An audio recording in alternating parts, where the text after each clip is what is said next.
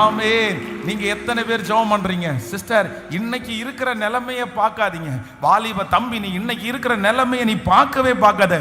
நான் நம்புறேன், நீங்க ஆசைப்பட்டீங்கன்னா கர்த்தர், நீங்க யாராவது ஒருத்தருக்கு இன்னைக்கு வேலை செஞ்சுட்டு இருக்கலாம், நீங்க யாரோ ஒருத்தருக்கு வேலை செஞ்சுட்டு இருக்கலாம்.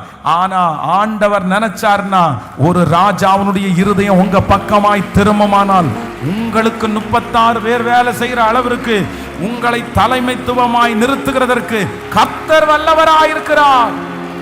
கர்த்தர் வல்லவராயிருக்கிறார். எனக்காக ஆண்டவர் கோடிக்கணக்கான தூதர்களை கர்த்தர் அனுப்புகிறவர். எனக்காக தூதர்களை கர்த்தர் அனுப்புவார். ஆமென்.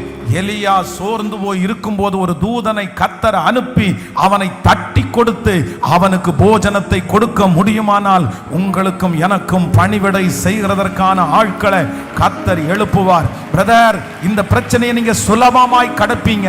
சிஸ்டர், இந்த போராட்டத்தை நீங்க சுலபமாய் கடப்பீங்க. இதுல உங்களுக்கு எந்த பிரச்சனையுமே வராது. காரணம், அந்த பிரச்சனையை நீங்க தாங்க போறது இல்ல, அந்த ப்ராப்ளத்தை நீங்க சந்திக்க போறது இல்ல. கர்த்தர் உங்களுக்காக உதவிக்கான ஆட்களை ஆண்டவர் எழுப்பி, நம்புறவங்க நல்ல கரங்களை தட்டி அந்த அபிஷேகத்தினுடைய நிறைவு. ஹalleluya, ஹalleluya.